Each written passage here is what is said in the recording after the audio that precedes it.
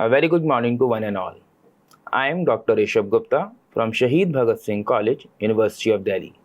And in this video, we shall be practicing the numericals of Walter and Gordon's dividend model in MS Excel. So let's begin. Following are the details regarding the ABC Limited.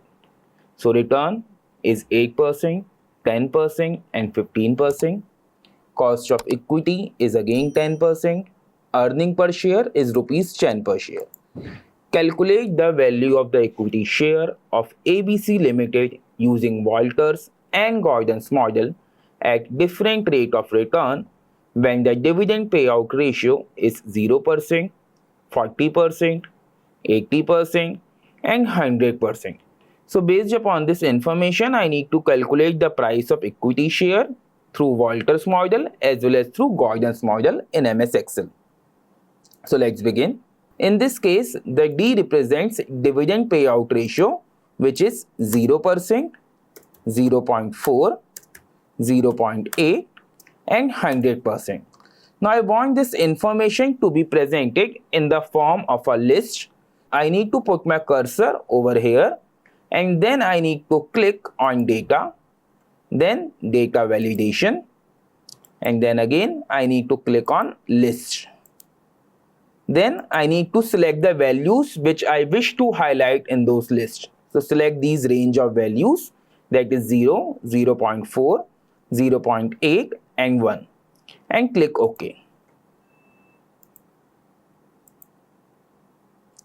Similarly, the rate of return in this question is 0.08, 0.10 and 0.15. Now again want this information to be presented in the same way that we have highlighted in dividend payout ratio. So I again need to click on this cell and then go to data, data validation, then click on list and select these values, that is 0.08, 0.10 and 0.15 and click OK. Now cost of equity in this numerical is 0.10. Earning per share is 10 rupees. Now we all know that for calculating the price of an equity share using Walters model, the formula is dividend per share divided by cost of equity plus return divided by cost of equity multiplied by earning per share minus dividend per share whole divided by cost of equity. So in this case, my dividend per share is nothing but a multiplication of dividend payout ratio and the earning per share. So equals to the dividend payout ratio is represented by B1 cell multiplied by the earning per share. Now dividend per share divided by KE, which is equals to C11 divided by 0.10. It comes out to be 40 rupees. So in this way, I have calculated the first component, that is 40 rupees of this Walters model.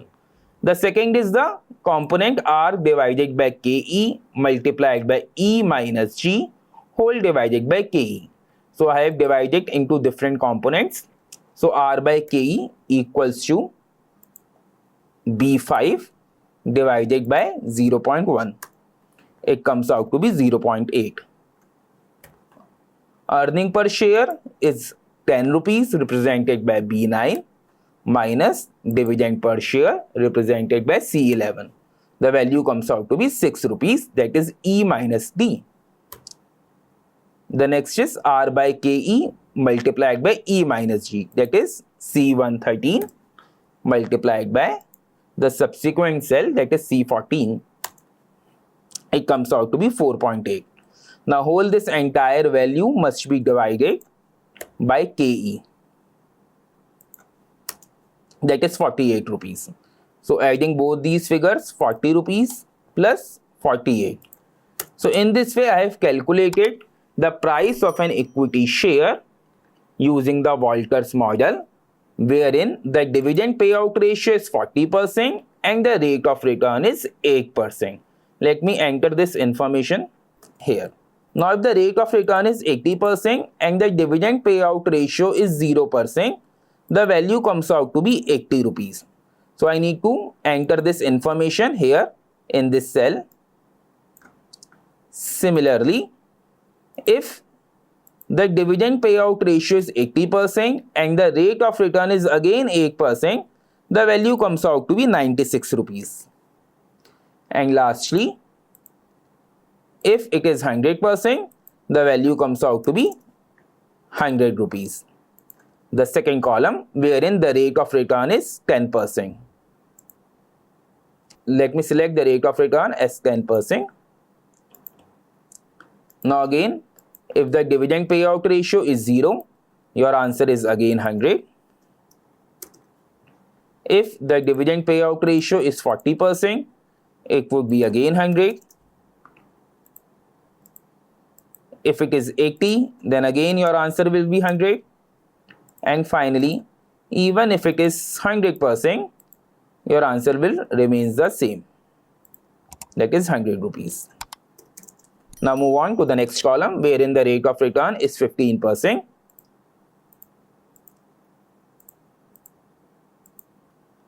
So if the rate of return is 15% and the dividend payout ratio is 0, it comes out to be 150. Similarly, if the dividend payout ratio is 40%, then the value is 130. If it is 80%, the value is 110. And finally, if it is 100%, then the value comes out to be 100 rupees. Now, based upon this information, we can draw certain conclusion. So, for the growing firm, wherein the rate of return is greater than cost of equity, that is the last case wherein R is equals to 15% and cost of equity is 10%. We can see that the market price is highest in this cell where the dividend payout ratio is 0%. Similarly, with the increase in the payout ratio from 0 to 40 to 80 and 100%, we can see a fall in the market price of the share from 150 to 130, 110 and finally 100 rupees. The second conclusion is for the declining firm, whose rate of return is 8% and the cost of equity is 10%. So if the R is less than KE, then it is a case of declining firm. We can again see that the market price is highest when the dividend payout ratio is 100%, and with the fall in the dividend payout ratio from 100 to 80 to 40 and 0, the market price keeps on declining. So market price is lowest when the dividend payout ratio is 0 and it is highest when the dividend payout ratio is 100%. The third case, it's a case of a normal firm where the rate of return is equals to cost of equity. We can see that the firm does not have an optimum payout ratio and every payout ratio is as good as any other. So in this way, we can solve the numerical of Walter's model in MS Excel. Now let's move on to the next segment, that is the Gordon's model.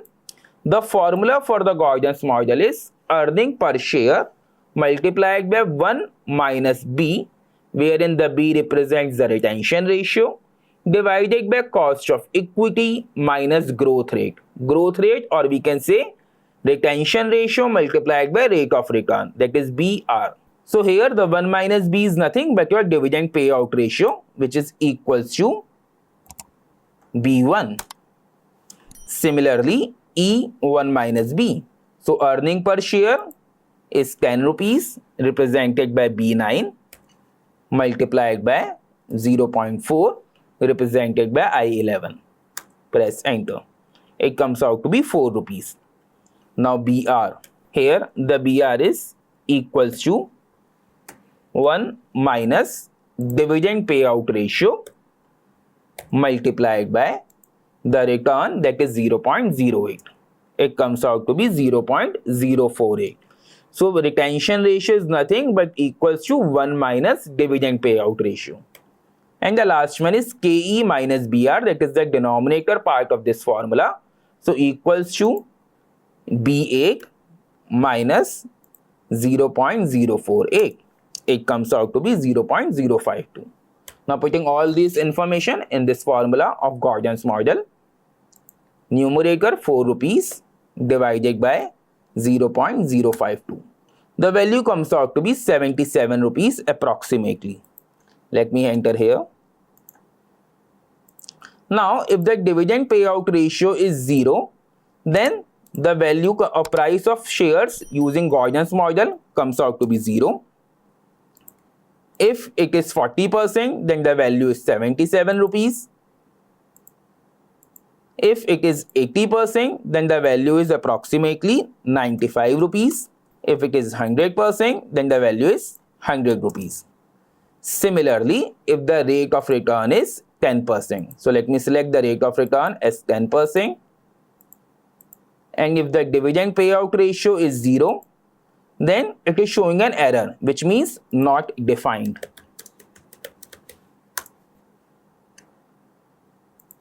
If the payout ratio is 40%, then the value is 100 rupees.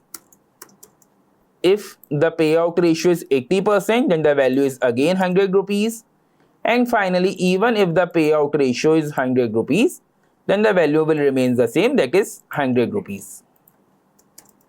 Now move on to the last column, wherein the rate of return is 15%.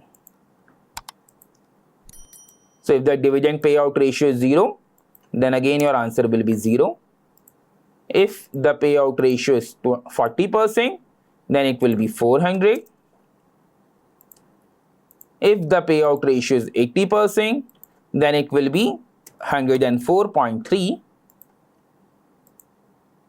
And if the payout ratio is 100%, the answer will be 100. So based upon this information, we can draw certain conclusion. Conclusion 1 is that if a firm adopts a zero dividend payout policy, then the investor may not be willing to offer any price. So for the growing firm whose rate of return, that is 15% in this case, is greater than the cost of equity, that is 10%, which is also greater than the growth rate of 4.8% or 0.048, then we can see in this column that the market price decreases with the increase in the dividend payout ratio. That is from 400 goes down to 114 and again goes down to 100 rupees. Similarly, for the declining firm whose rate of return is 8%, which is less than the cost of equity of 10% but greater than the growth rate of 4.8%, we can see the increase in the dividend payout ratio, the price of an equity share also increases. So the market price increases with the increase in the payout ratio. And finally, the last case where the R is equals to KE, that is R in this case is 10%, which is also equals to cost of equity, but it is greater than the growth rate of 4.8%, then the dividend policy becomes irrelevant and the market price remains 100 in all the remaining scenarios of 40, 80 and 100%. While if it is 0%, then we can't define it. So that's all from my side. We'll meet you in my next session. Have a nice day.